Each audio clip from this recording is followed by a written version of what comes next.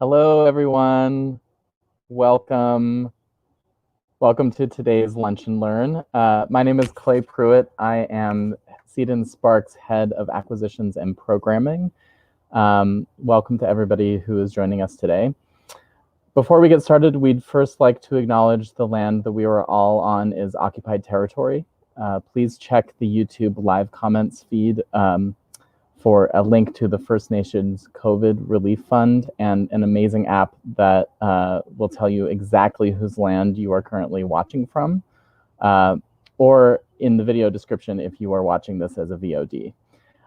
If you are not familiar with Seed&Spark, we are a platform built to support creators by providing tools for wherever you are in your personal journey, from crowdfunding and education to creative distribution approaches. I am so thrilled to be here today to discuss getting real with documentary filmmakers. And without any further ado, I want to bring on the two presenters that are going to be having the conversation with me today. Adnelly Marichal, a documentary filmmaker behind the film Las Jíbaras, which she crowdfunded on Seed&Spark and is currently in post-production, and Clare Tucker, documentary producer and head of production for Super Films.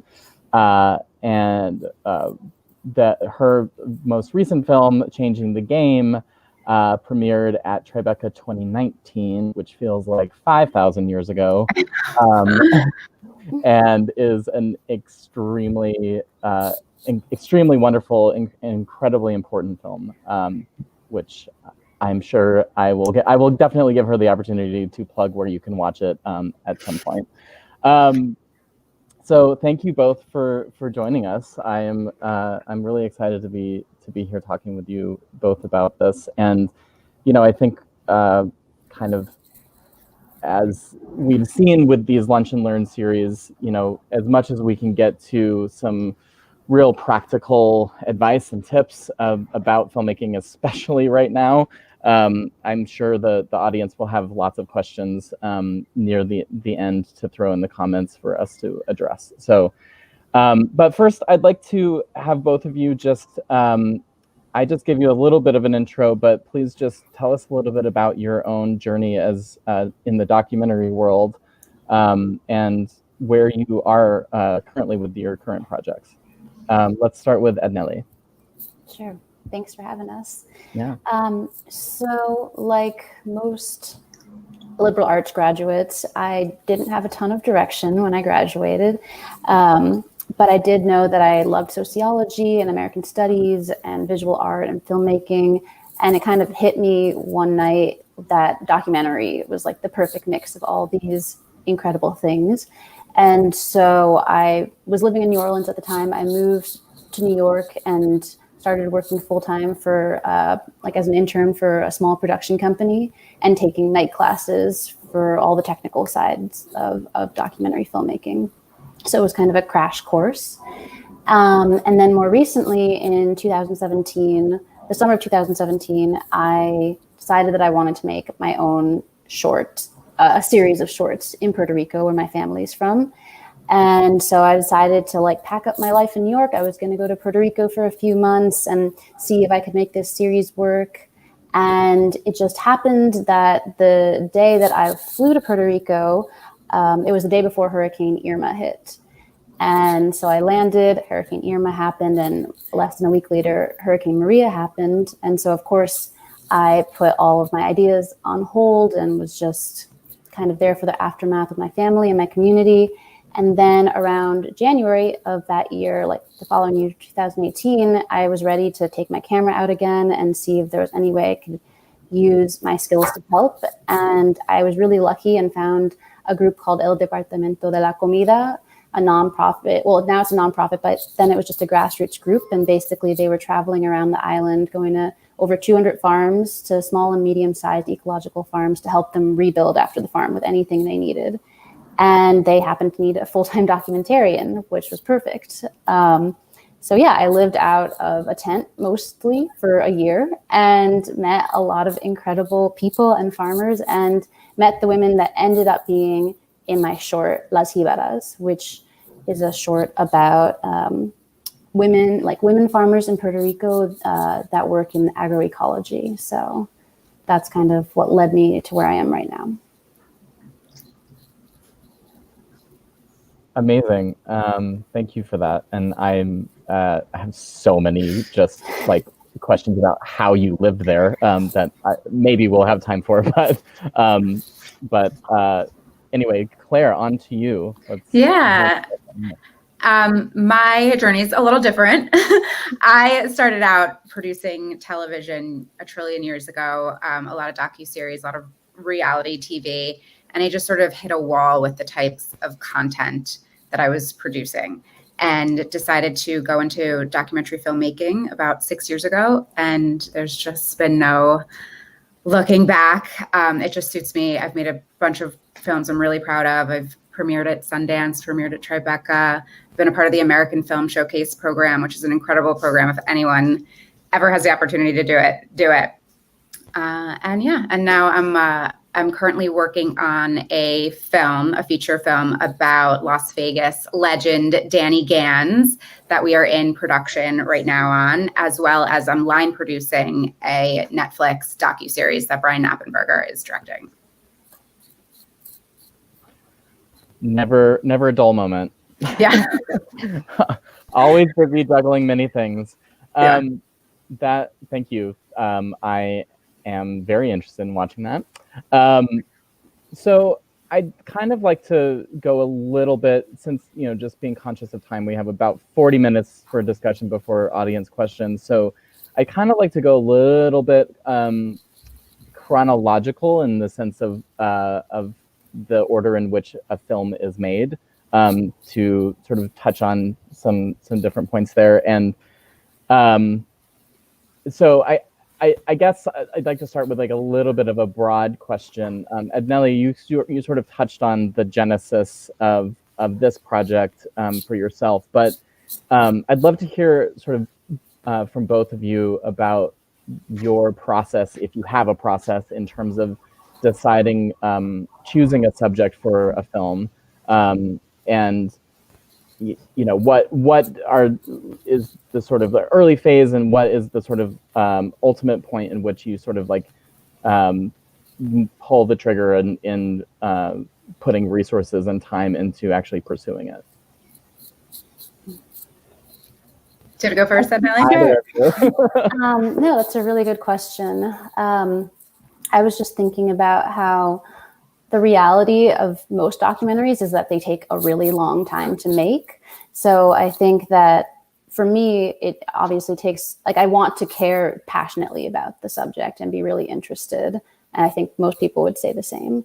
So that's kind of where it starts. For me personally, with my project, I've always been interested in agriculture and environmentalism and all of those things. So I was really lucky in my case that in a lot of ways things kind of happened organically, but also looking back, when I decided to find that group, like I was looking specifically for like ways I could help in the agricultural community. So it was organic, but there was some direction there.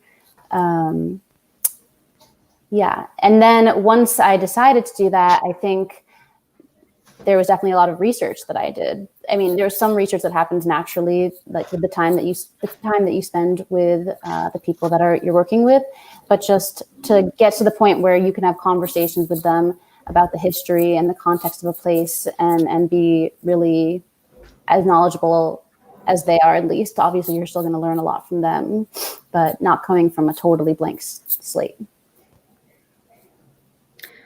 For me, I always ask two really simple questions. Why does this story need to be told? And why does this story need to be told by me and this director? Why are we the team to tell this story now? And then we just go from there, really. If the answer is yes, to that question. Absolutely.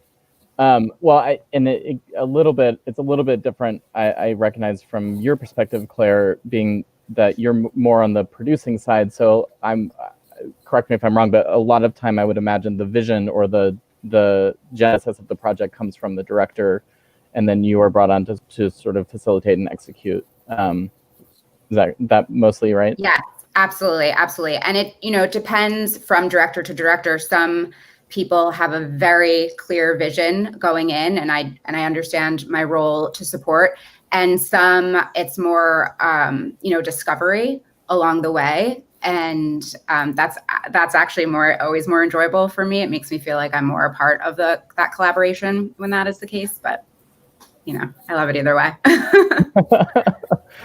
Great. This may feel like it's a little bit of an out of order question, but there's kind of a reason I'm asking it right now. At what point are you considering the audience in both selecting a subject for a film and in the sort of production process of the film? For me, I don't know. That's a good question. The films that I make sort of find themselves. The story kind of tells you what it needs to be, tells you who that audience needs to be. And you just sort of let that guide you. I mean, I never really go in with any sort of thought of, who am I making this for? And, both on a distribution level or just, the type of person I think is going to enjoy this film. And you just really, I don't know. I never think, just for me personally, I never think that's a good idea to kind of pigeonhole. I think you just want to be as open as possible and let the story dictate it. If that makes sense. Yeah, I definitely agree with Claire. I think it's definitely, the idea of audience building was actually something a little bit new to me that Seed&Spark introduced. And I think that was a really important part of the crowdfunding process. But I definitely didn't go into it with a super particular audience in mind, though I definitely had friends and other mentors who were like, no, you need to know who your audience, are you trying to make a film for Puerto Ricans on the island? Are you trying to make a film that speaks to Puerto Ricans all over the world? Is it just for anyone? And I found that question to be really hard because I think as a documentarian, you want it to be for everyone. You want it to be universally understandable while also staying really true to the people that you're working with. So yeah, I agree with Claire that it's on my mind, but I don't let it dictate anything my bigger choices. Yeah, those are all, I mean, that totally makes sense. I want to dive into some specifics on examples from your projects in a second, but I wonder if the onset of COVID and the fact that everybody is just watching content in their homes and on their laptops. I wonder if that has had any sort of impact on how you feel, or any impact on your process when it comes to understanding how somebody is actually going to be consuming your work. Go ahead. I think that's a very interesting question. I think it's always an interesting question, just how are people going to consume the content, especially now when people's attention spans are especially short, it feels like. So knowing that it's most likely most people that are going to watch my film, it'll be on their computers or on their phones. I struggle between should this be a long essay, artistic video, or no, I need to keep people's attention and I need to make this really concise and powerful. I'm pulled in both directions sometimes. And I think thinking about, it's such a different experience watching something in a quiet theater than watching something on your computer when there's so many things tugging at your attention. So I think it's a tricky balance to find. Yeah, Adnelly is totally right. I mean, there's just a different pacing to consider when you're making a theatrical film versus something that's going to stream online. Most people don't walk out of the theater if something is slow. You know what I mean? There's a different type of engagement. Whereas if you're streaming something and it doesn't catch you in the first 5 minutes, you're gone and you're off to something else. So there's definitely that consideration, I think, to be made when you're editing a film. Right.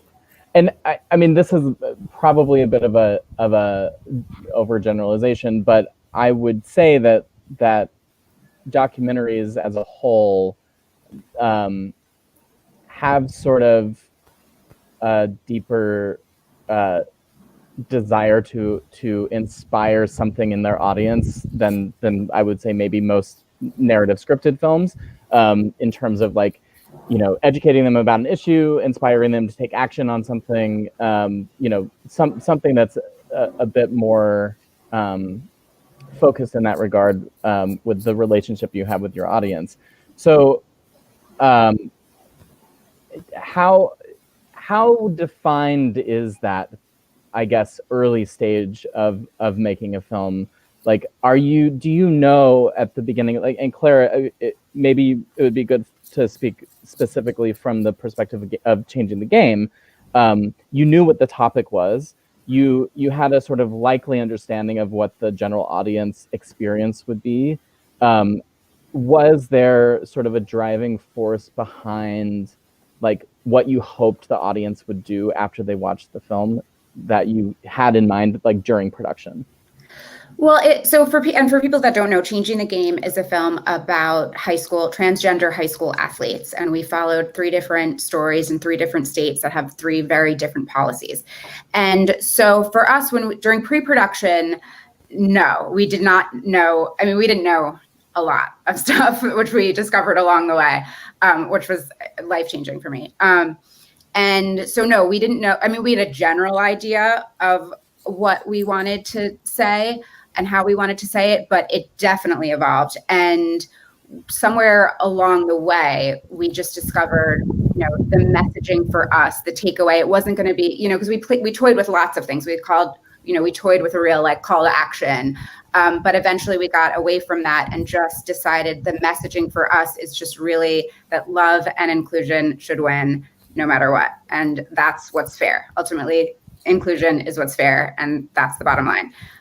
So that was, but it's a real, roller coaster to get to that ultimate place of what you decide that final messaging is going to be. There's a trillion iterations before, you land on that. Adnelly, I wonder if you have your own perspective, like, given this current project you're working on. Yeah, I mean, I definitely agree with it taking some, like, I'm in the post-production part of it, so I'm not 100%, I couldn't tell you 100% this is what this movie is going to be and what it's about, although obviously I have lots of ideas. I was going to say that I definitely had in mind that I wanted it to go beyond an explainer video. I wanted it to go beyond explaining the situation that was happening. And some background about my short is that it's about, like I said earlier, about 3 women in agroecological field, but also in this context of post-Hurricane Maria, being one of the last having a colonial status in the U.S., having no voting rights. Just, there's a very complex history in Puerto Rico, and that is very, very intricately tied to the agricultural world now. So yeah, I just knew that there were certain things that I wanted the audience to leave understanding, but I also didn't want it to be just that. I wanted there still to be an authenticity to these women's stories that went beyond historical facts. That's a great segue to well, should I segue? Yeah, I'm going to segue there right now. To the editing process. It's very common that you hear, particularly with feature films, like, oh, we had 500 hours of footage and we had to cut that into a 90-minute film. Is there a sort of process that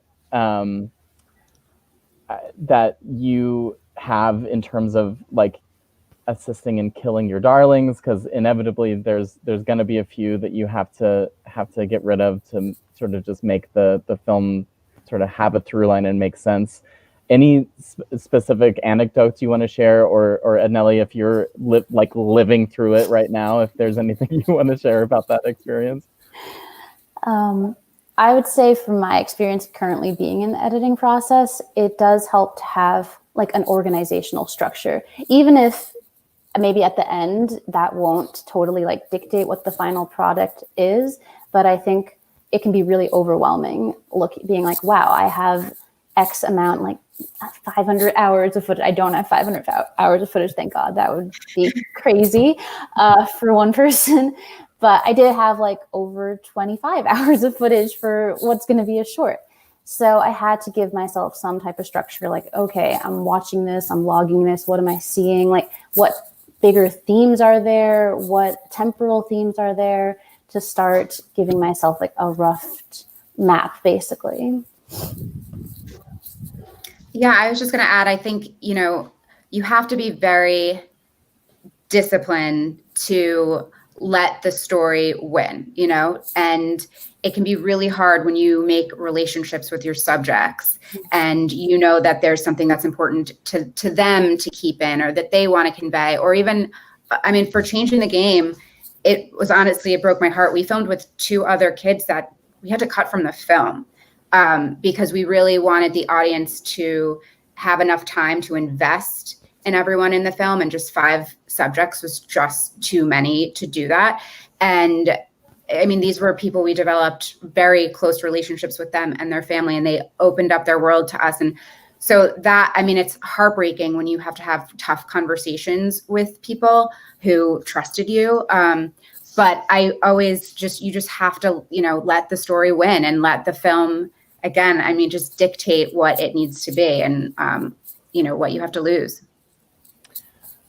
I want to kind of follow up on that in the sense of, I mean, especially when the topic of a documentary is really centered on people. It is the job of a documentarian to really develop that trust, to access those vulnerable moments. And can either of you talk about your process there and any advice that you might give to documentary filmmakers that are watching in terms of how to build that trust, how to make sure that, even at the end of the day, if you have to break their heart by not including them in the film, that you've developed enough of a relationship that it doesn't end in like fireworks.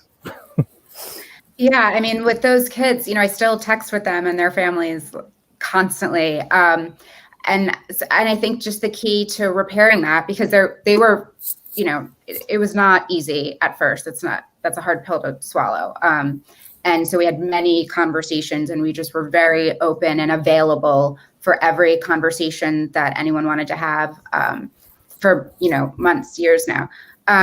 But yeah, I just think the key to gaining trust is authenticity. I mean, you just have to really mean it. You have to really, love these people and take it very seriously that they've allowed you to tell their story, and it has to be a collaboration, and you just have to be as transparent as possible throughout the whole process.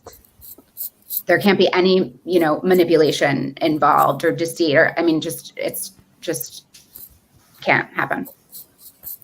Totally. Adnelly, anything to add there? Yeah, it sounds kind of obvious, but one of my main pieces of advice would be to have a lot of patience.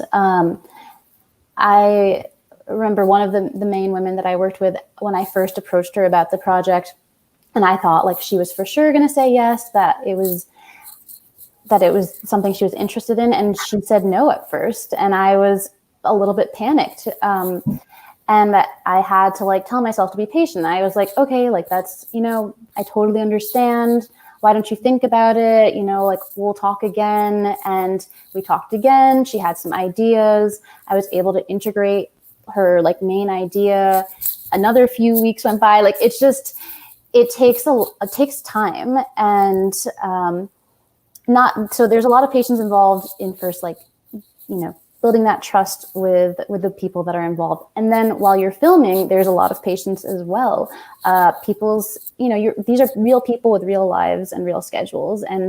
But you also have like a filming schedule and a certain budget that you need to work around. So I think just having that patience and really helped me get through some of the more like parts that I was a little nervous. And I want to add something to what Adnelly's saying. In my opinion, too, the best subjects always say no first. I mean, the best subjects are the people that don't want to put their story out there for whatever reason, I've always found. So what is the thing that ultimately gets them to say yes? I mean, I think it's, it does take some convincing, but I mean, first of all, I think your acumen helps, if you have a body of work that you can show them and they can understand the tone that you've been, the way you tell stories in the past, it's always helpful. But then sometimes it just comes down to if they click with you or not, I don't know how it's been working with you, Adnelly. Yeah, no, I totally agree with that. I mean, I was lucky that I got to spend, I had other experiences with all the women. So it wasn't like I was coming from nowhere with them. We'd spent time together. We'd done activities without a camera. So there was already a friendship there. So I think that obviously makes it a lot easier. But then in terms of like actually getting someone to say yes, if they're feeling hesitant for whatever reason, it does help if you can show them your work, show them things that you've done before so that they feel like they can trust you with something so private and intimate as filming their lives. And the crew you bring out with you matters too. It really does. I mean, everyone matters. Everyone on set they have to be able to trust everyone on set. And it's just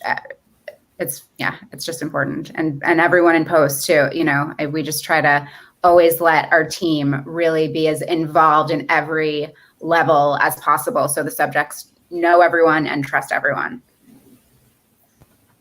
That 100%. That kind of brings me to a question about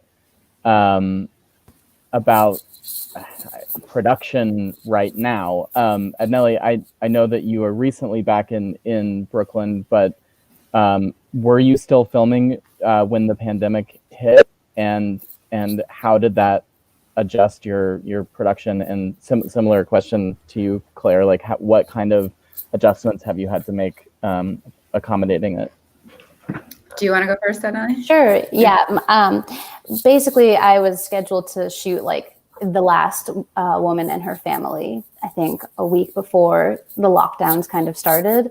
And so we just decided that it wasn't the right time. And of course I respected that decision. Obviously we had no idea that it was going to extend and extend and extend. I think like a few months in, I was kind of like, okay, well, I just need to work with what I have and try to make it work, because now I have all these months where I can actually use this time to edit.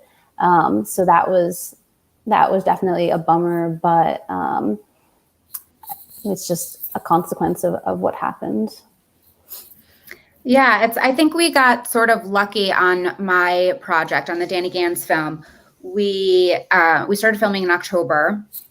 And so we had a bunch of shoots from, October to February before we had to shut down production. But we decided just to go into post. We went into post a little bit earlier than I think we normally would have. We normally would have collected a little bit more footage, but we wanted to keep the momentum going. So we just went into post, just got an editor and an AE set up remotely, separately, and just have been, phone calls, Zoom calls, all the things. And then we finally, we started filming again about a month ago, and it's been great. I mean, with our documentary crews, we have very small crews anyway, so it's been very easy to manage. We've brought on a COVID coordinator who's wonderful.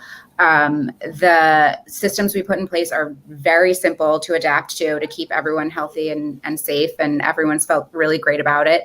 So we're back up in full swing, and it's great. Can you just speak a little bit more specifically, just to tie these two things together in terms of like working in COVID with a crew, and still and maintaining that trust with your subjects? Like, what are the steps you or the documentary filmmakers that are watching should be taking to like assure the subjects that safety is number one priority, and what has worked for you? I guess what's the best things So to do yeah, there. we, and I want to add too, it was tricky for the Danny Gans project. We're independently funded. We're not making this for anyone specific right now. So it's just on me, I had no network to give me any mandates or rules. So I had to figure it out. And, so the first thing I did was reach out to everyone in my documentary community. What mandates have been put in place for, oh, you're doing this project for Netflix. What are they telling you needs to be done? What's happening here? What is this person doing? Just collecting tons of information. So I was able to put together a whole document, a protocol document, then got a recommendation for a COVID coordinator through WIMS. And through WIMS, and run that by her. We worked on those protocols together. I got notes on that, and then working. Then you go to legal. Then you go to your insurance. What documents do you all need? How do we make this all work?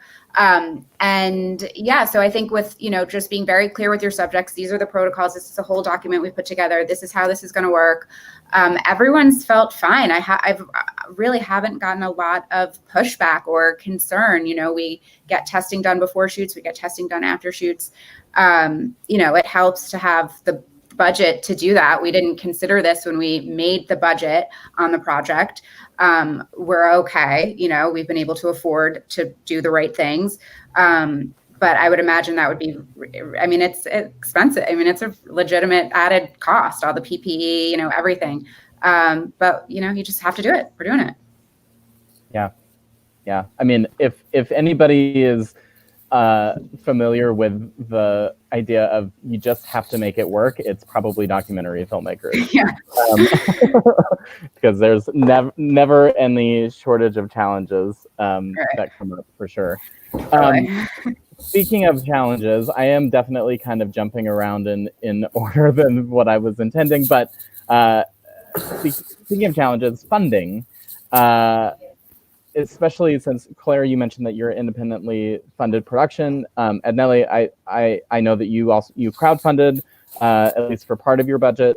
This is sort of a multi-pronged question, but what is the best plan of attack for funding in normal times, and has that changed at all this year?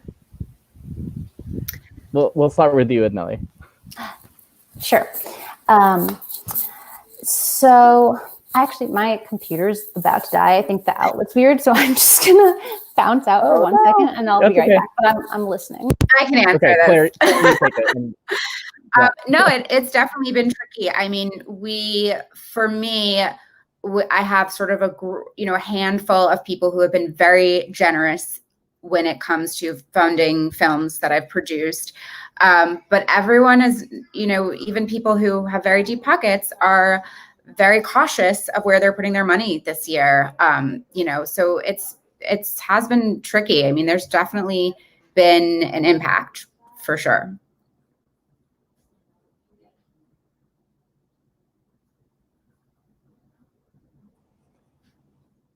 Clay, do you mind repeating the question? All good, Adnelly? Yep. Sorry about that. The question? Sure. No,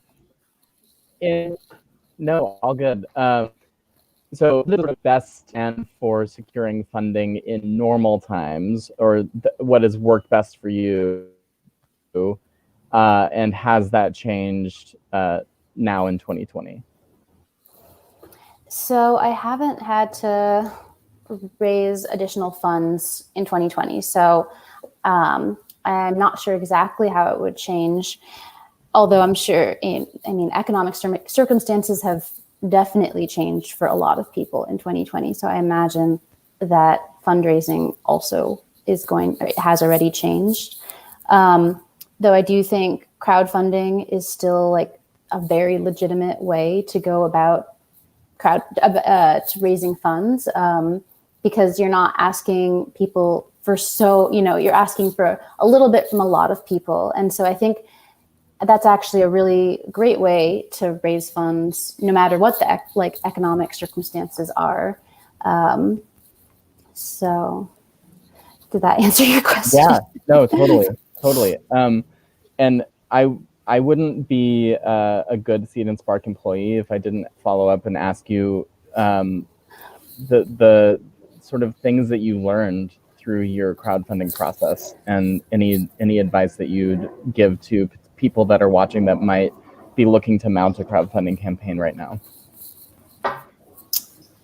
Yeah, definitely. So this was my first time crowdfunding. I was going into crowdfunding, I was really hesitant, really intimidated. It's scary to put yourself out there and to feel like you're asking people for money.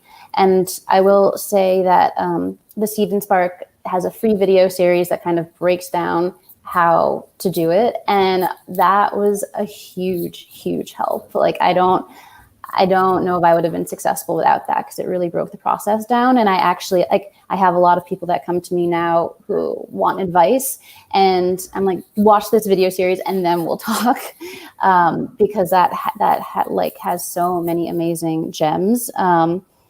But some of the lessons learned from that, I guess, like, number one would be, and I still say this to friends, like, don't go into crowdfunding unless you're almost certain that you're going to succeed. It takes so much work and so much effort that it doesn't make sense to halfway do it. And plus, it's your name and it's your work on the line. So there's no point in doing it if it's going to make, if it's not something you're proud of. And like, the next piece of advice is related to that, is to have like a video that you're really proud of. That makes it so much easier, because then you just feel confident. You feel like, okay, this is a real thing that if people want to get behind it, they can. So that helps a lot, to spend time on it. I mean, they talk about this in the video series, but Seed&Spark is a video platform, or a film platform. So your video should reflect that quality. Like, it is kind of crazy how many videos don't have good sound quality, or the lighting is off, just really fundamental things. And the last piece of advice that I was advised but did not follow, but learned my lesson, was that I did it all on my own. Like, I obviously have help from friends and family and my fiance, but it's still, I was like the one manning the ship only. And if I could go back, I would not do that. It's, I'm sure, way more fun and way more manageable if you have a team of at least 2, if not more, because it is a lot of work. Not to discourage anyone, but it's probably more fun with more than one person.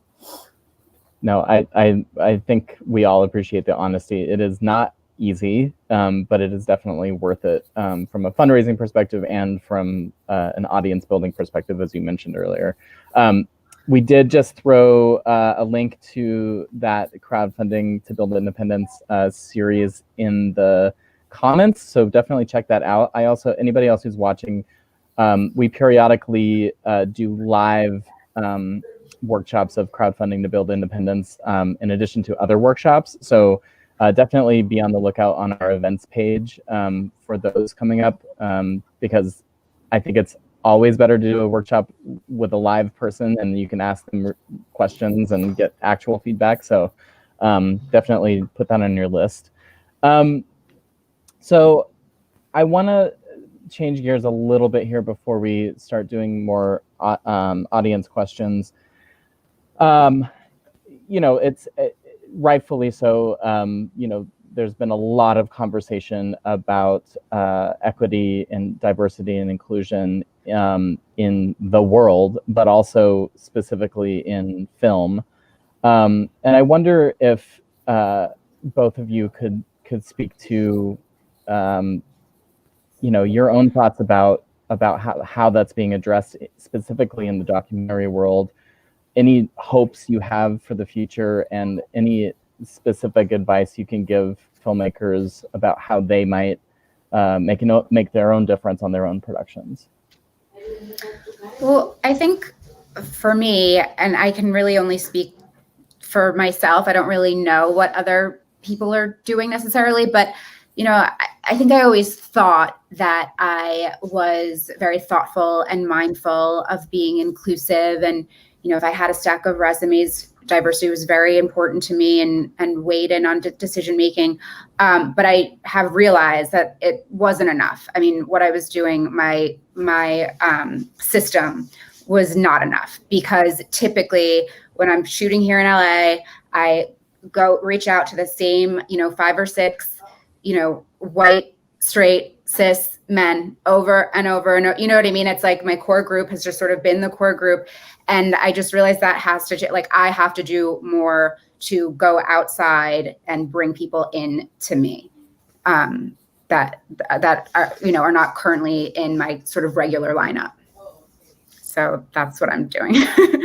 That's great. I mean, I think honestly, there's just not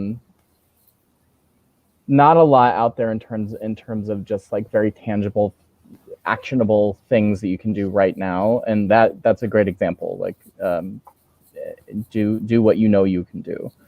Right. Adnelly, I'm curious to hear your thoughts on this as well. Yeah, I think that's really such a great start, and it's really important, because it's like, I feel like not only in documentary filmmaking, but in so many industries, you just you find your people and you just work with them over and over again. It makes sense, and it's a challenge to go out of that and find other people. So I think that's a really amazing thing to do.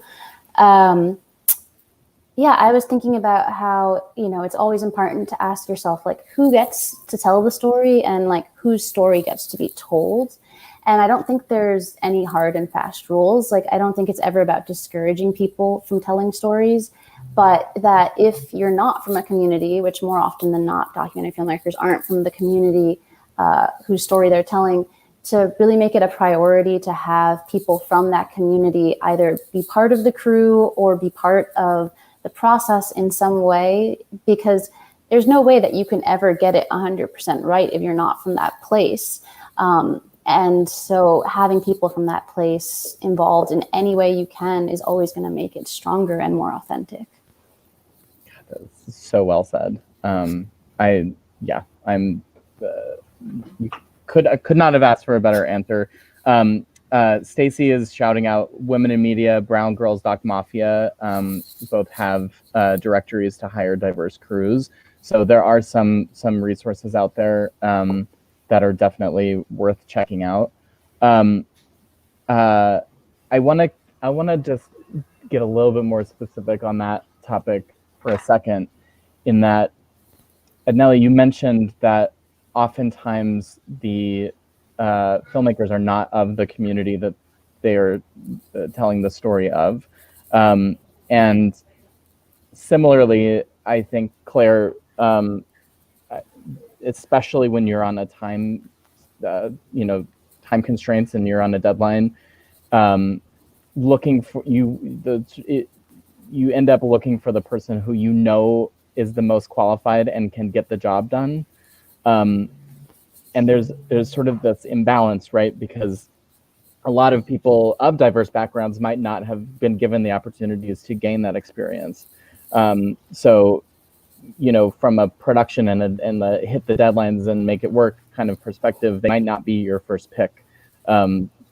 So how do you navigate that in terms of, like, it's sort of a chicken or egg situation, like, they don't have the experience until they're given the experience, so what is your sort of method or advice there? You just have to prioritize it. I mean, I just realized I was being honestly just lazy about it. Like I said, when I would always hire crew in other locations, I really prioritize diversity, but here in LA, I was using just sort of the same people.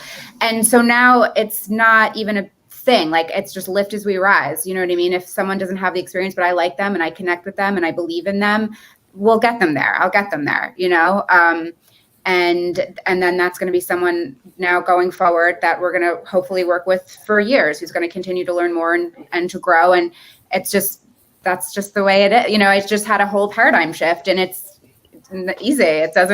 Nothing has been hindered. Nothing has been slowed down. Nothing has been compromised. It's just the way it is now, Absolutely.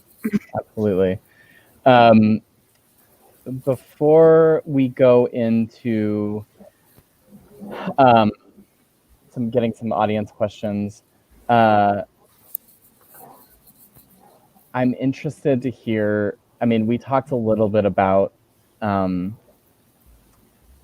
of the message component that ends up arising sort of through the post process, like understanding really what the core message is you want to communicate to the audience.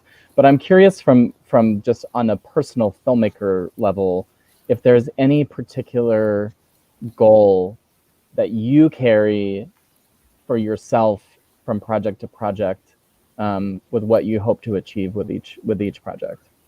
Do you want to go first? That's a hard question. I can answer it pretty simply. I mean, I always just want the viewer to feel differently about a topic at the end of the film than they did before. Like when they get in the seat, when they leave the seat, I just want them to feel differently. I don't necessarily know what that difference is yet, but for every single film, 100% across the board, that's the goal. I love that answer. Yeah, I do. Because, obviously, I think in my head, I want people to leave with a better understanding of something. But also, I don't want to feel like I'm manipulating or like I'm being I'm like holding this so hard that they have to go away with the exact idea I have in mind. It's obviously so much more interesting to be able to create something where people can think for themselves and decide how they feel about an issue or a person's life. So I think, if you can create something evocative that stirs up some emotion, like that would be amazing. That's a really huge accomplishment. Totally. All right, let's get some audience questions here. C.H. Smith asked, how did the trans athlete doc, which Changing the Game, turn into a short for ESPN? Or what was that process like? Did the short come first? So no, we had nothing to do with that short. Actually, that's a totally different filmmaker, and we were filming, roughly at the same time. I mean, we never met them, we never overlapped on film days, but something that is really important to us is we never have our subjects sign exclusivity clauses with us or contracts with us, because if the point is for them to get their story out there, we can't just be the gatekeepers of that. It's, if there are more opportunities, and all of those subjects have gone on to, Sarah Rose has been on MTV, Andrea, Nike is doing a short on Andrea. I mean, and we support that. We've donated some of our footage to some of these projects. I mean, we're as helpful as we can be, and we support them all. But we had nothing to do with that ESPN short. Fair enough. I mean, the subject and the storytelling is. I mean, as you said, you had two other subjects. Like there's so much to tell in that world that there's room for all. I feel like. Yeah, agreed. So this is another question for Claire. How does your process as a producer change from documentary feature to documentary series when it came to budgeting and scheduling? Yeah, I am really learning on my feet, to be honest. This is the first series that I've produced in this capacity. But it's been simple. I mean, so it's a lot more money than I am used to. And the process with Netflix is also different than what I'm used to. But in terms of like the math of it all and the logistics of it all, it really doesn't change, to be honest. Your sort of same guiding principles still work. It's just at a different scale. So yeah, I'm definitely still figuring it out, to be honest, but no hiccups. It's been fine. So I don't know if that really answers your question. Just if you're able to adapt to any kind of project once you know your systems. Mm-hmm. Yeah. And it's just a longer form of the storytelling. So, I mean, I would imagine that you need to make sure that you're getting more solid content to fill that time. Oh, for sure. I mean, Brian Knappenberger, the director, is very seasoned at these series. So he's amazing what he is juggling in his head. And, he's already very clear on what episode, what the thematics of each episodes are and what the arcs are going to be. And obviously, again, that changes. You have to be open to things evolving in the field and learning more stuff than you anticipate. That's what you want. You want these surprises of material that you didn't anticipate. That's like, oh, that's the best. So things always change. But yeah, he's a real mastermind. He's got that down. That's helpful. Yeah. Yeah. This is a question for both of you. How do you find stories or projects to work on? Do you actively look for them, or do they come to you? When I watch docs with a unique story, I really wonder how they found that specific story. This is from Robin. Adnelly, I think your answer is going to be more interesting than that. So I think that's an interesting question that every documentarian thinks about. At least so far in my work, it's always been something that was kind of organically related to me or something that interested me. I haven't taken on a project yet where I have no connection to it in my present life, though I'm totally open and interested in that. And I think whenever I love long form articles, I read them all constantly. And in my head, I'm kind of always thinking I wonder if that would make a good documentary. Not because I'm I'm going to actively pursue that, but just to kind of keep that way of thinking, what would this make a visually interesting thing? Is it interesting? Is it engaging? Do I care about it? Do more people need to know about this? But in my experience, it has been stuff that's more personal. And I think for me, since as a Puerto Rican, there isn't a ton of representation of Puerto Ricans and Latinx communities in general. So it's just been a natural kind of fit that that's what I want to represent in my work right now, and the people and the communities that I want to keep their stories more visible. Yeah, I think most of the directors that I've worked with have found their stories through articles. They've read something either about a subject or a topic or an individual that just spoke to them, moved them, and they wanted to know more, go farther, dig deeper. Yeah. Adnelly, I just want to say, I think, being that the genesis for you often comes from your own personal life also does a lot for building that trust with your subjects, like we were talking about. So I never necessarily thought of it that way, that you can start building a story before it even becomes a film, that it's the relationships that you sort of already have. So that's interesting. This one is from a viewer named Throw Like a Girl, which is kind of cool. I don't know what that means, but on this idea of making tough cuts in the service of the overall film, have you found another place to showcase these scenes or characters, via promotional materials or social media, YouTube? Well, we, in the past, typically no, but we're actually hoping for this particular film, which we're still in the process of negotiating a sale actually right now. But that's part of the pitch, is that we can put either potentially some shorts together with these other subjects that we shot with, or a docu-series, and find more people, continue this story.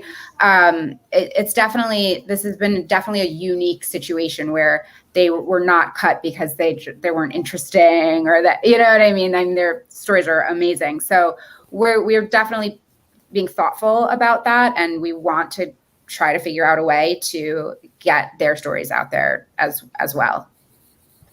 Which honestly, typically I haven't ever done before. It just kind of sits there, but this is just a different situation. Right. This is from Carmen Vincent Films. What would you say to young or emerging filmmakers who want to make their own content, but also want to gain experience on other people's teams by PAing assistant producing, etc.? Do you want to go ahead? Yeah, sure. I mean, I still consider myself an emerging filmmaker, so I'm still figuring this out for myself. But I would say from my experience that it's really good to do both. The whole time I was like getting Las Jíbaras ready and crowdfunding and stuff, I was doing producing work and PA work in Puerto Rico. And every time that I worked with other people, I would learn something. Like, you always learn so much faster when you're working with more experienced people than yourself. So if there's a way that you can be doing both, I think that's really valuable. Yeah. Yeah, I agree. 100%. Yeah. This is a very practical, very specific question from Samantha Herndon. I'd love to hear some recommendations for prosumer level cameras for doc production. This is a question that I definitely researched the heck out of. I don't know if I made the right choice, but I definitely dived deep. And I used a GH5 to shoot Las Jíbaras, and I definitely would recommend it. It's like not as expensive as what, like some of the Canons. So I think it's a really great first camera. It shoots 4K. It's really, 2 thumbs up. Claire, I defer to Adnelly on this one. Cool. Quick question from Ronnie Braithwaite. Claire, how did you get Changing the Game doc verified on Instagram? We had our co-producer, Alex Schmitter, who is also the head of transgender representation in media for GLAAD, took care of that. Got it. Among a trillion other things he took care of in the film. have a very focused, very determined co-producer or producer on your team. Correct. But that is an excellent advice. Let me just see if there's Adnelly. This is from Lynette Ustmeyer. Adnelly, any tips for working with nonprofits? The balance between what you need as a storyteller and what they need for their organization can be an interesting one. I think that's a really great question, and was actually part of like what spurred me to make this short was that I had worked with nonprofits in the past, and it was super rewarding. But at the end of the day, you were working for someone else who has a certain vision, and you have to follow through with that vision. And so that's why I really, really wanted to make something independently. So it was important to me when I was thinking about, like what nonprofits in Puerto Rico do I really love? Do I think like we have similar visions and ideas? I want to partner with them, but I want to make it clear that it's my film. Like, I'm happy to share it with them. Like, I'm happy if we can like co-promote each other's work. But I wasn't really looking for a partnership in terms of someone to be like, well, you need to use this type of music and it needs to be like this. Because that's not the experience I wanted. I don't think there's anything wrong with that type of collaboration, but I was careful going into this one that I wanted to partner with nonprofits, but to just have really clear boundaries. Claire, I don't know if you have anything to add on that from your own experience, but. No, I mean, I think what you said though is smart, that it's a partnership with boundaries. I mean, you definitely have to, there can only be one true lead voice in a film. So yeah, that's important as long as everyone understands that. Yeah, that's good advice. So this will be our last question from the audience. And then I have a sort of outgoing question for both of you, but this is from Stephanie L. Do you pay disadvantaged or underrepresented people when using them as subjects? I think this sort of. Oh, no, I mean, never. It's Adnelly, I don't know what your experience is, but in my experience, it's not, I consider it unethical to pay subjects, because then it just creates a different dynamic and expectation. And it can create an inauthenticity, I think. So no, I mean, it's no, you don't, I don't think anyone does. really. Have you, Adnelly? Well, I worked for some people who, when it was more like a historically based documentary, they had experts come in or historians come in, and they would pay those people for their time. So I've worked on projects like that, not like a personal project. But I think that's an interesting question. I totally agree with Claire, and that's ultimately how I decided to move forward with my own project. But I actually did have people telling me, oh, you should pay, or you should do something, and I felt really conflicted about it. But ultimately, I totally agree with Claire. I did, however, try to like pitch in like smaller ways, like bringing food, paying for gas, just like yes, totally paying for things, but not an exchange of money. Yeah, totally. Yeah, exactly. And then trying to figure out how I can give back to these people who've obviously given me so much of their time and lives. So, if there's any way I can share the footage with them if they need it in any way, if there's different ways of having an exchange that aren't just clear-cut money. That's such good advice, and a good reminder about the sort of ethical like boundary there. But other ways that we can prop up folks that are disadvantaged, that in different, more creative ways. So that's it for the audience questions. We are a little bit over time, but I do want to give both of you an opportunity to just talk about sort of what's next for you, and also any last piece of advice that you'd give to our viewers. Do you want to go ahead, Adnelly? Sure. So like I said earlier, I'm in the post-production phase. I'm hoping to wrap that up soon. We'll see. And then I'd like to submit to film festivals. I haven't been to a virtual film festival yet, but I'm really curious about that. The future is so unknown right now, so it's hard to know exactly what's next. But yeah, being able to share the film with as many people as possible would be the dream.